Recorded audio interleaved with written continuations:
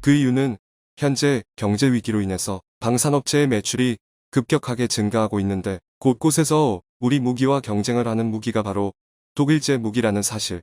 독일제 무기는 품질 면에서 우리보다 앞서 있는 것은 사실이지만 가성비 면에서는 우리가 앞서고 있어서 우리나라를 경쟁 상대로 보고 있어서 피하고 싶었을 것. 일본 언론은 정부의 눈치를 보면서 비판하던데 독일 언론이 휘두르는 레이저 채찍은 강도가 풀파워에 가까울 정도로 뜨겁네요.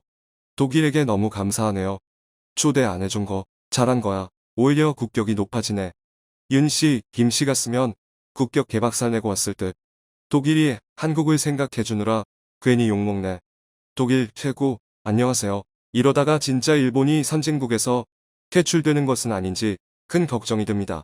현재 일본에서는 연일 거듭되고 있는 경제 위기에 더해 자국의 외교위상마저도 한없이 추락을 거듭하고 있다는 주요 외신들의 보도가 마치 본물처럼 터져나오면서 일본 국민과 일본 정부를 당혹해하고 있는 상황입니다.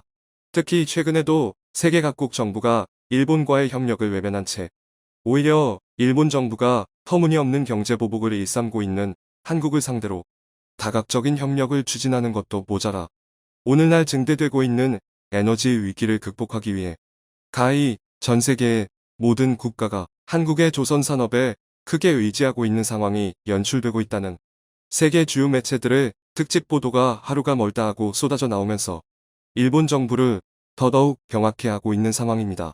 실제로 이를 반영하듯이 지난 6월 30일 인도의 유력 매체인 스와자는 우크라이나 사태로 인해 세계 각국에서 상상 초월할 정도로 에너지 위기가 전방위적으로 불어닥친 가운데 유럽과 카타르 정부가 한국의 LNG 운반선을 통해 이를 효과적으로 극복하고 있다며 인도 정부가 이를 적극적으로 따라 배울 필요가 있다고 보도했습니다.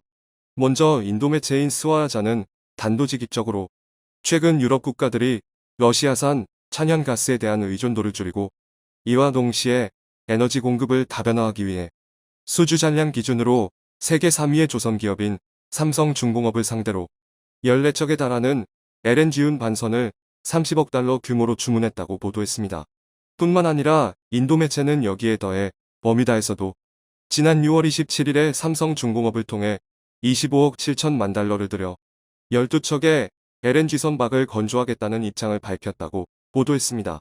심지어 인도 매체는 세계 각국의 이러한 행렬은 여기에서 멈추지 않고 급기야 버뮤다에 주문이 있었던 같은 날에 아프리카에서도 2척의 LNG 운반선을 삼성중공업을 통해 주문하는 모습을 연출했다며 매우 큰 감탄을 터뜨렸습니다.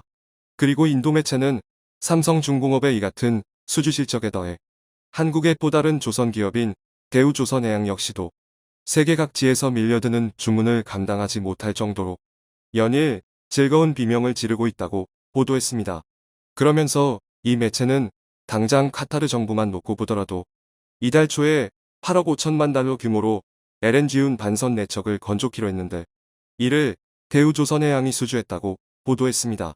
또한 대우조선해양은 카타르로부터의 수주에 더해 세계 각국으로부터 올해에만 LNG 운반선 16척을 비롯해 컨테이너선 6척과 해양 플랜트 1척을 수주하는 기염을 토하면서 명실공히 세계 최고의 조선 기업임을 증명했다는 것입니다. 무엇보다 인도 매체는 세계 각국이 한국의 조선 기업을 통한 LNG 운반선 건조에 이처럼 국가적인 사활을 걸고 나선 배경에는 지난 2월에 발생한 우크라이나 사태를 계기로 오늘날 더욱더 격렬해지고 있는 신냉전 질서에서 자국의 에너지 공급망을 효과적으로 갖추기 위해서는 세계 최고의 기술력을 갖춘 한국의 LNG 운반선을 반드시 확보할 수밖에 없기 때문이라고 보도했습니다.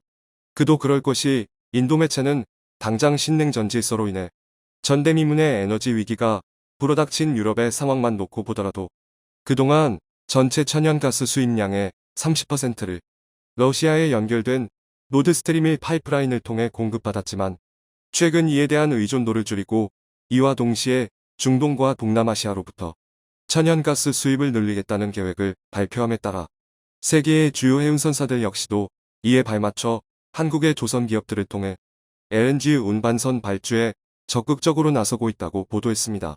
이는 달리 말해서 미국과 유럽을 비롯한 세계 각국이 오늘날 불어닥친 전대미문의 공급망 위기와 에너지 위기에 맞서 세계 최고의 품질과 기술을 자랑하는 한국 기업으로부터 반도체와 배터리는 물론이고 심지어 LNG 운반선까지 찾고 나설 정도로 국가적인 사활을 걸고 있는데 반해 이와 정반대로 지난 수년 동안 한국을 상대로 연일 끊임없는 갈등과 경제보복을 일삼아왔던 일본 정부는 끝내 국제적 고립에 더해 사상 초유의 경제위기까지 불어닥치는 상황을 초래하고 있음을 여실히 증명해주고 있는 것입니다. 그리고 인도 매체의 이러한 극찬에 더해 독일 매체들 역시도 자국에서 최근 개최된 주요 7개국 정상회의에 일본을 빼고 한국을 초대했어야 하는데 독일 정부가 그러지 못했다며 이를 두고 매우 거센 비판을 쏟고 나서면서 일본 정부를 더더욱 사면 초가에 내몰고 있다는 점입니다. 이와 관련해 독일의 유력 매체인 키치스 아인블릭은 자국 정부가 한국을 배제한 채 주요 7개국 정상회의를 개최함에 따라 주요 7개국 G7의 위상을 스스로 축소시키는 우를 범했다며 이를 두고 매서운 비판을 가하고 나섰습니다. 먼저 독일 매체인 키치스 아인블릭은 최근 주요 7개국 정상회의가 바이에른주에 위치한 슬로스엘마우에서 개최됐지만 예전만큼 막강한 위용을 과시하지 못했다고 비판했습니다. 실제로 이 매체는 올해 독일에서 개최된 주요 7개국 정상회의에서 우크라이나 사태와 기후위기를 비롯해 빈곤 퇴치와 공급망 부족을 주요 의제로 다뤘음에도 불구하고 이를 해결할 수 있는 뚜렷한 해법은 제대로 제시하지 못했다고 지적했습니다. 바로 현재 구성된 주요 7개국이 과연 세계 최대의 경제 규모를 자랑하고 있는지를 놓고 전 세계가 큰 의구심을 품고 있는 마당에 앞서 나열한 사상 초유의 글로벌 위기를 주요 7개국이 해결하기란 사실상 불가능에 가깝다는 것입니다. 그러면서 독일 매체인 키치스 아인블릭은 1975년 당시에 주요 7개국이 처음 구성되었을 때만 하더라도 세계 GDP의 60%를 주요 7개국이 차지했던 만큼 국제적으로 상당한 위치를 과시했었지만 오늘날에 이르러서는 45%에 불과할 정도로 그 입지가 크게 줄어들었다고 보도했습니다. 이는 1990년대에 불어닥친 공산주의의 몰락과 동시에 세계화가 빠르게 진행됨에 따라 수많은 개발도상국들이 경제적 성공을 달성하면서 주요 7개국의 영향력 또한 나날이 축소되어 왔다는 것입니다. 특히 독일 매체는 오늘날 주요 7개국의 강력한 위협 대상으로 자리매김하고 있는 중국만 놓고 보더라도 1970년대에 926억 달러에 그쳤던 GDP가 2020년에는 14조 8천억 달러로 급성장했고 뒤이어 인도의 GDP 역시도 1970년대에는 970억 달러를 나타냈지만 오늘날에는 2조 6천억 달러를 달성하면서 주요 7개국 멤버인 프랑스와 이탈리아의 경제 규모를 크게 압도하고 있는 사실만 놓고 봤을 때 그만큼 주요 7개국의 위상이 해야 갈수록 급격하게 쇠퇴하고 있음을 여실히 증명해준다고 지적했습니다.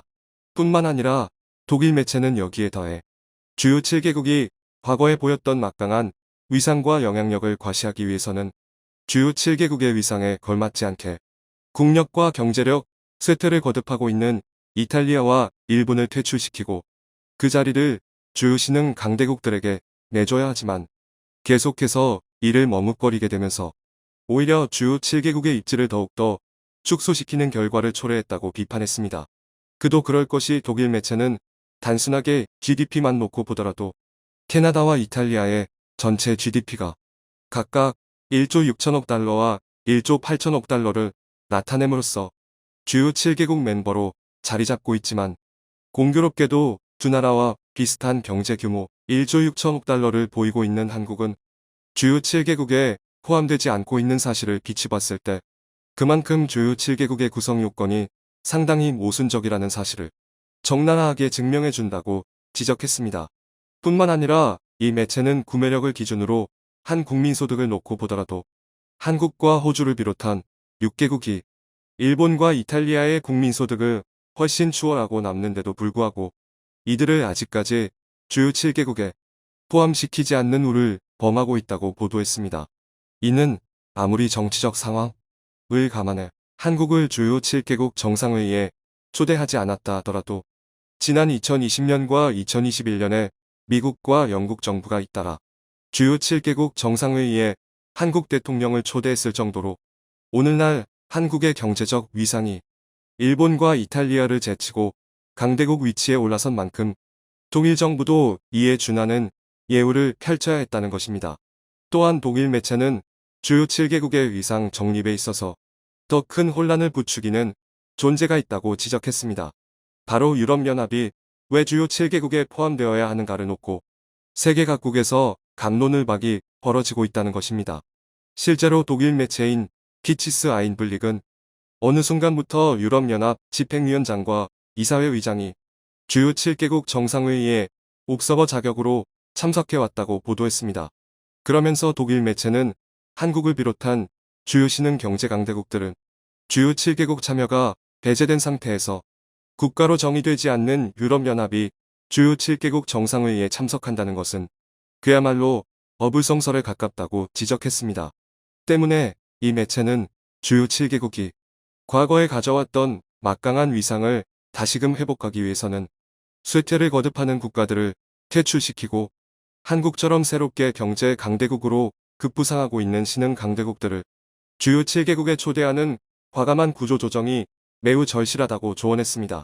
결국 독일 매체의 이러한 보도는 제 아무리 경제 강대국이라 하더라도 혁신과 경제 성장을 게을리한다면 끝내 경제 강대국 모임인 주요 7개국에서도 한순간에 퇴출당하고 만다는 사실을 적나라하게 대변해주고 있는 것입니다. 아무쪼록 현재에도 다방면에서 갖은 위기가 심심찮게 벌어지고 있는 만큼 세계의 극찬과 찬사에 안주하지 말고 우리가 다져왔던 지혜와 역량을 잘 발휘해 이를 슬기롭게 헤쳐나가길 바랍니다. 경이 G7에 초청됐다 하더라도 꿔다 놓은 보릿자루밖에 더 하겠습니까? 작년에 일본 스가골 났을 것입니다. 지도자 잘못 뽑은 대한민국의 업보죠. 슬픈 현실입니다. 나락으로 떨어지는 건 몇 개월로 충분. 정신 바로 차립시다. 시청해주셔서 감사합니다.